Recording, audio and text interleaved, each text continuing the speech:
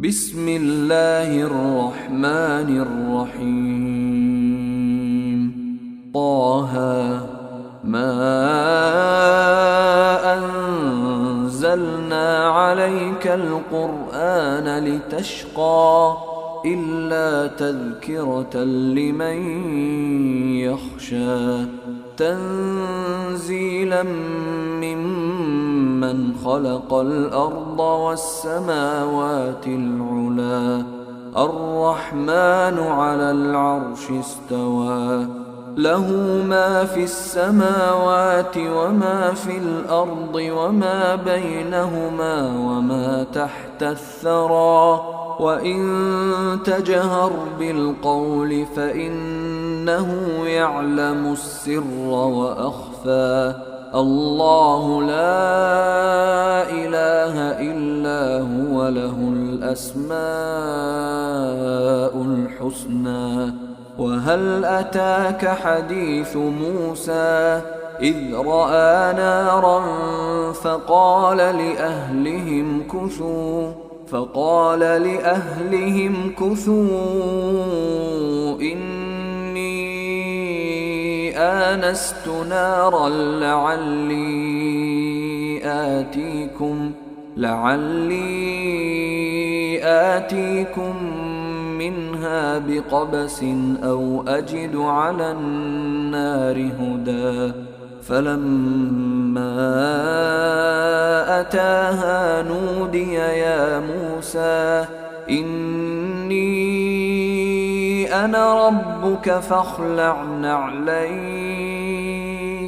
إنك بالوادي المقدس طوى وأنا اخترتك فاستمع لما يوحى إنني أنا الله لا إله إلا أنا فاعبدني وأقم الصلاة لذكري إن الساعة آتية أكاد أخفيها لتجزى كل نفس بما تسعى فلا يصدنك عنها من لا يؤمن بها واتبع هواه فتردى وما تلك بيمينك يا موسى قال هي عصاي أتوكأ عليها وأهش بها على غنمي ولي فيها مآرب أخرى قال ألقها يا موسى فألقاها فإذا هي حية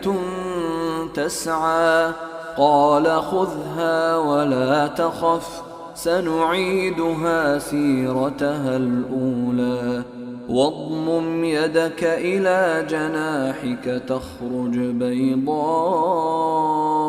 من غير سوء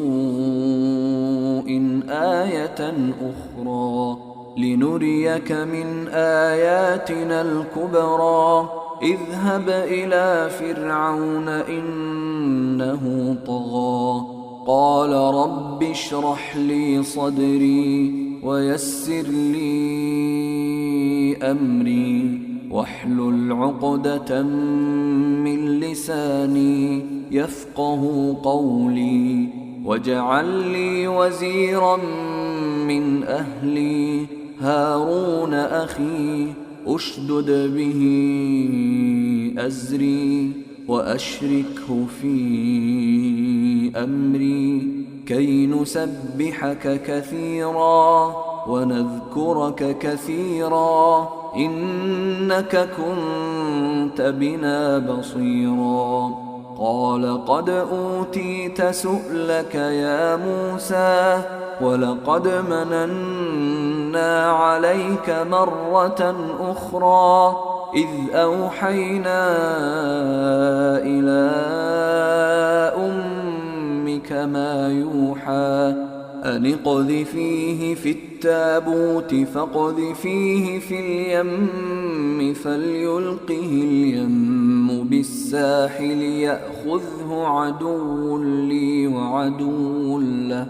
وألقيت عليك محبة مني ولتصنع على عيني إذ تمشي أختك فتقول هل أدلكم على من يكفله فرجعناك إلى أمك كي تقر عينها ولا تحزن وقتلت نفسا فنجيناك من الغم وفتناك فتونا فلبثت سنين في أهل مدين ثم جئت على قدري يا موسى واصطنعتك لنفسي اذهب أنت وأخوك بآياتي ولا تنيا في ذكري اذهبا إلى فرعون إنه طغى فقولا له قولا لينا لعله يتذكر أو يخشى قالا ربنا إننا نخاف أن يفرط علينا أو أن يطغى قال لا تخافا إنني معكما أسمع وأرى فأتياه فقولا إنا رسولا ربك فأرسل معنا بني إسرائيل ولا تعذبهم قد جئناك بآية من ربك والسلام على من اتبع الهدى إنا قد أوحي إلينا أن العذاب على من كذب وتولى قال فمن ربكما يا موسى قال ربنا الذي أعطى كل شيء خلقه ثم هدى قال فما بال القرون الأولى قال علمها عند ربي في كتاب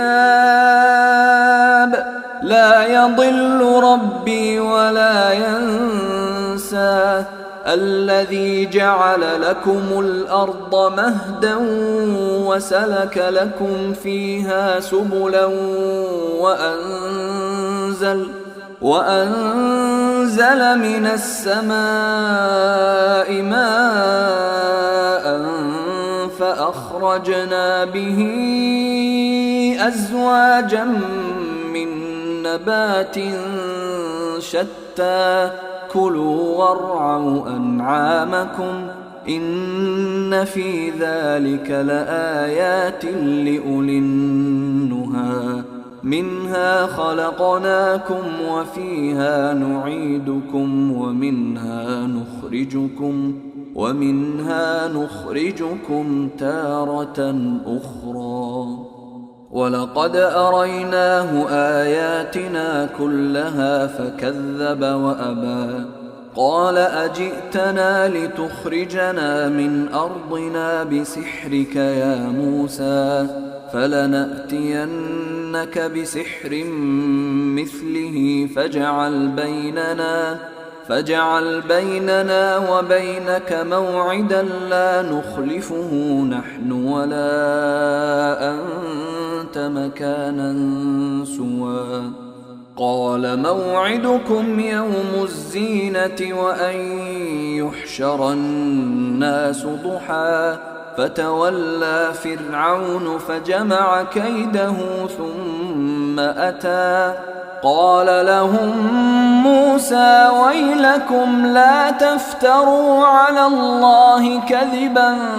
فيسحتكم بعذاب وقد خاب من افترى فتنازعوا أمرهم بينهم وأسروا النجوى قالوا إن هذان لساحران يريدان أن يخرجاكم من أرضكم بسحرهما ويذهبا بطريقتكم المثلى فأجمعوا كيدكم ثم أتوا صفا وقد أفلح اليوم من استعلى قالوا يا موسى إما أن تلقي وإما أن نكون أول من ألقى قال بل ألقوا فإذا حبالهم وعصيهم يخيل إليه من سحرهم أنها تسعى فأوجس في نفسه خيفة موسى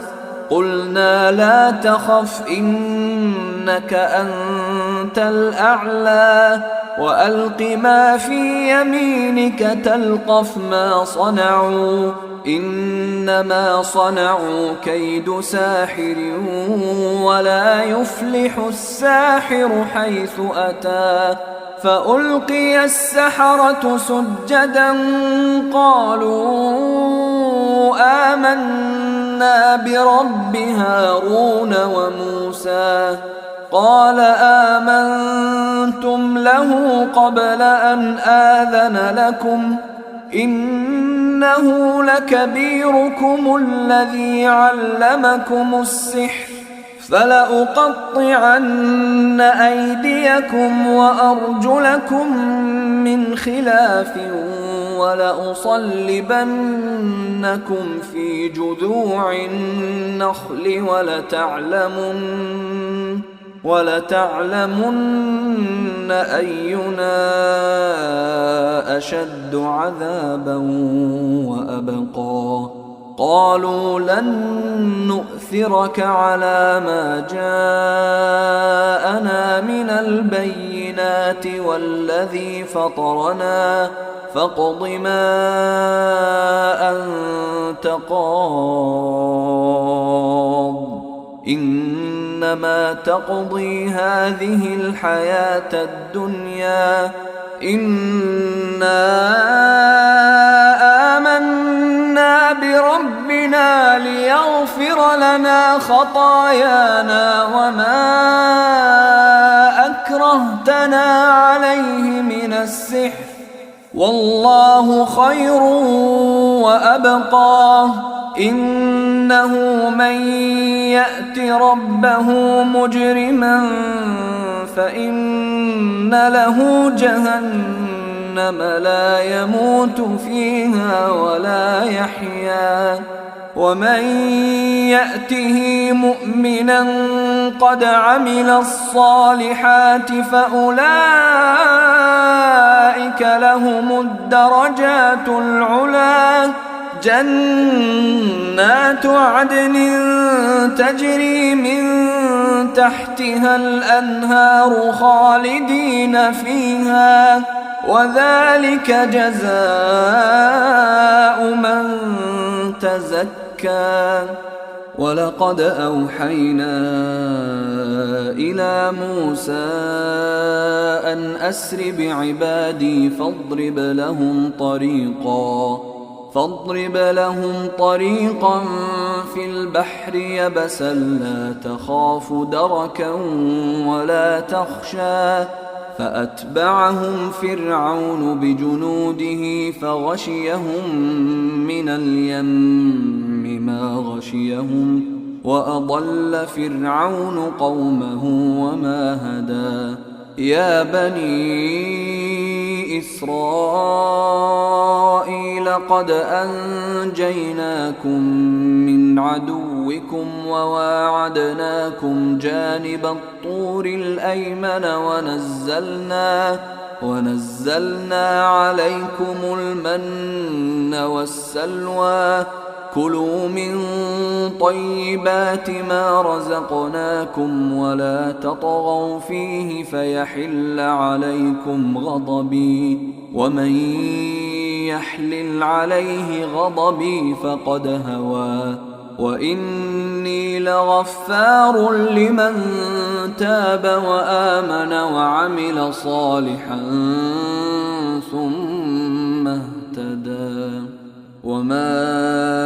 أعجلك عن قومك يا موسى؟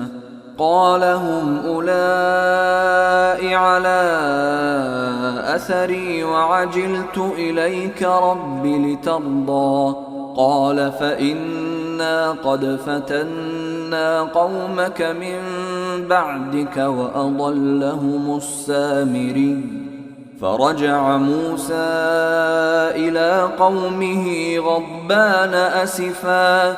قال يا قوم ألم يعدكم ربكم وعدا حسنا أفطال عليكم العهد أم أردتم أن يحل عليكم غضب من ربكم فأخلفتم موعدي؟ قالوا ما أخلفنا موعدك بملكنا ولكننا حملنا أوزارا من زينة القوم فقذفناها فكذلك ألقى السامري. فأخرج لهم عجلا جسدا له خوار فقالوا هذا إلهكم وإله موسى فنسي. أفلا يرون ألا يرجع إليهم قولا ولا يملك لهم ضرا ولا نفعا؟ ولقد قال لهم هارون من قبل يا قوم إنما فتنتم به وإن ربكم الرحمن فاتبعوني وأطيعوا أمري. قالوا لن نبرح عليه عاكفين حتى يرجع إلينا موسى. قال يا هارون ما منعك إذ رأيتهم ضلوا ألا تتبعني أفعصيت أمري؟ قال يا ابن أم لا تأخذ بلحيتي ولا برأسي إني خشيت أن تقول فرقت بين بني إسرائيل ولم ترقب قولي. قال فما خطبك يا سامري؟ قال بصرت بما لم يبصروا به فقبضت قبضة من أثر الرسول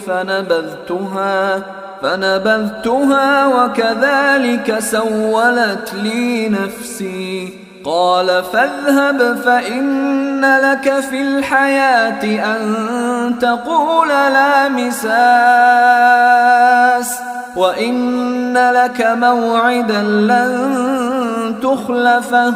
وانظر إلى إلهك الذي ظلت عليه عاكفا لنحرقنه ثم لننسفنه في اليم نسفا إنما إلهكم الله الذي لا إله إلا هو وسع كل شيء علما كذلك نقص عليك من أنباء ما قد سبق وقد آتيناك من لدنا ذكرا من أعرض عنه فإنه يحمل يوم القيامة وزرا خالدين فيه وساء لهم يوم القيامة حملا يوم ينفخ في الصور ونحشر المجرمين يومئذ زرقا يتخافتون بينهم إن لبثتم إلا عشرا نحن أعلم بما يقولون إذ يقول أمثلهم طريقة إن لبثتم إلا يوما ويسألونك عن الجبال فقل ينسفها ربي نسفا فيذرها قاعا صفصفا لا ترى فيها عوجا ولا أمتا يومئذ يتبعون الداعي لا عوج له وخشعت الأصوات للرحمن فلا تسمع إلا همسا يومئذ لا تنفع الشفاعة إلا من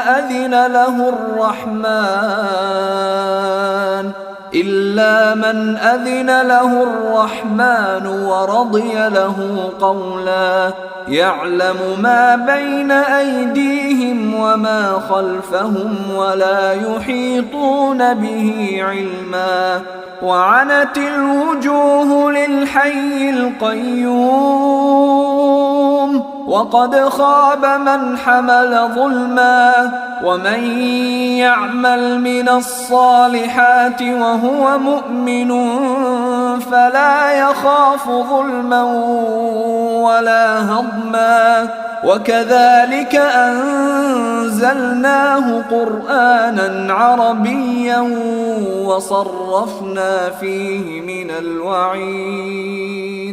وصرفنا فيه من الوعيد لعلهم يتقون أو يحدث لهم ذكرا فتعالى الله الملك الحق ولا تعجل بالقرآن من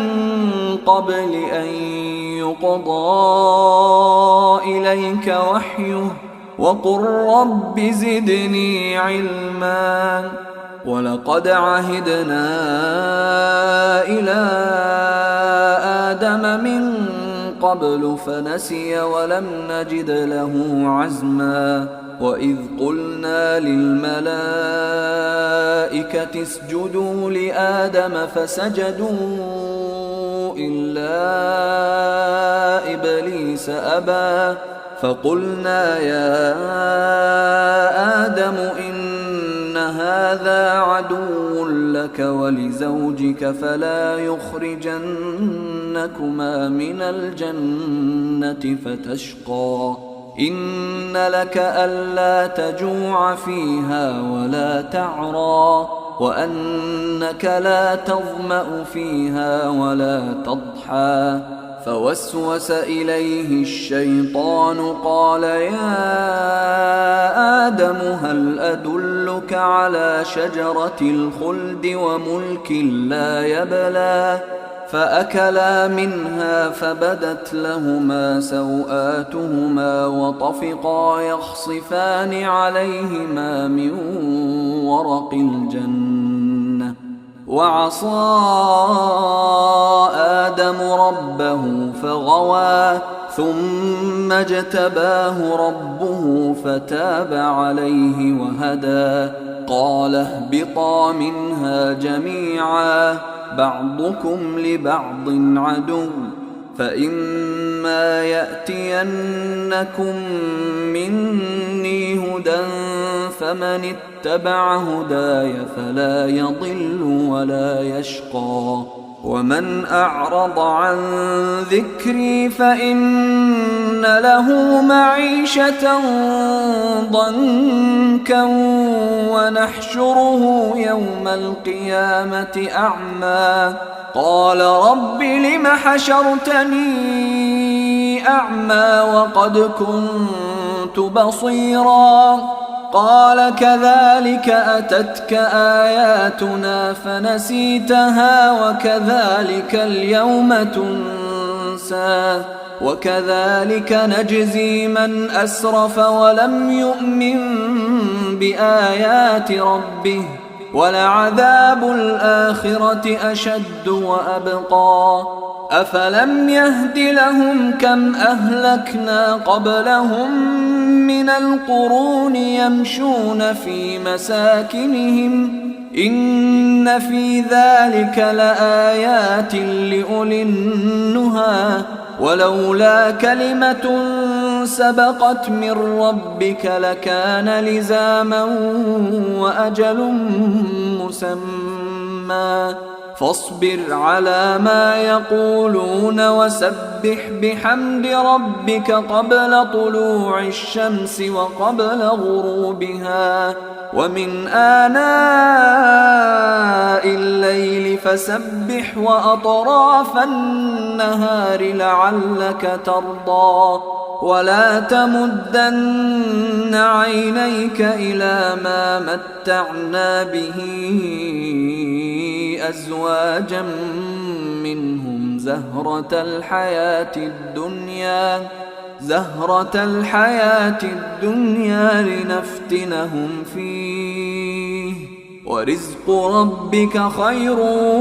وأبقى وأمر أهلك بالصلاة واصطبر عليها لا نسألك رزقا نحن نرزقك والعاقبة للتقوى وقالوا لولا يأتينا بآية من ربه أولم تأتهم بينة ما في الصحف الأولى ولو أنا أهلكناهم بعذاب من قبله لقالوا ربنا لولا أرسلت إلينا رسولا فنتبع آياتك من قبل أن نذل ونخزى قل كل متربص فتربصوا فستعلمون من أصحاب الصراط السوي ومن اهتدى.